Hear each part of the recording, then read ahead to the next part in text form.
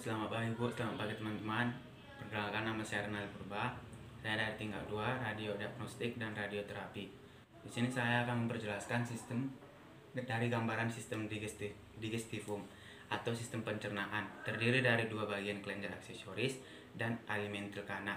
Kelenjar aksesoris yang termasuk kelenjar ludah, hati, kantong empedu, dan pankreas mengeluarkan enzim pencernaan ke dalam saluran pencernaan.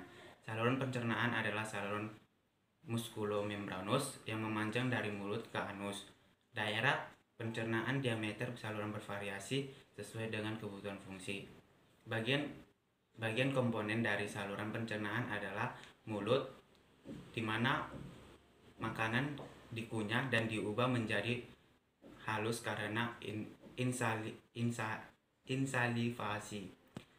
Faring dan esophagus yang merupakan organ dari sual lawing. Perut, tempat proses perbedaan dimulai dari usus kecil, di mana proses pencernaan sesuai dengan usus besar yang merupakan organ penyumbatan dan penyerapan air yang berakhir dari anus. Ya, di sini saya akan menjelaskan dari esophagus atau kerongkongan.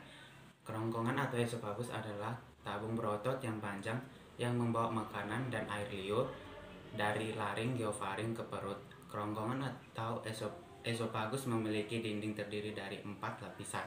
Yang pertama, lapisan berserat, kedua lapisan otot, ketiga lapisan submukosa, dan keempat lapisan mukosa. Ya, di sini saya akan menjelaskan lagi tadi esophagus. Sekarang kita akan masuk ke stomach. Stomach atau perut. Stomach adalah bagian berdiameter seperti kantong dari saluran pencernaan yang membentang di antaranya kerongkongan dan usus kecil. Dindingnya terdiri dari yang sama, 4 lapisan.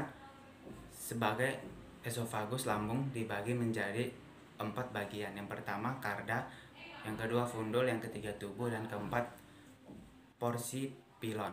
Baik, di sini saya akan menjelaskan tentang small intestine atau usus halus yang memanjang dari sphincter pirorik lambung ke katup ileocecal, di mana ia bergabung dengan usus besar di sudut siku-siku, yang terdiri dari 3 bagian. Yang pertama usus 12 jari, yang kedua jejunum, dan yang ketiga ileum.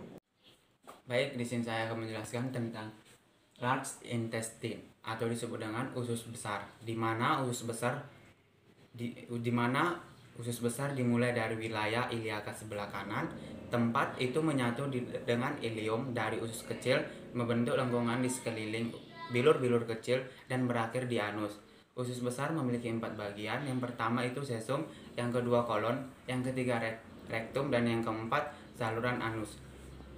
Baik, terima kasih. Saya telah selesai menjelaskan fungsi-fungsi atau pengertian dari gambaran tersebut dari sistem digestivum.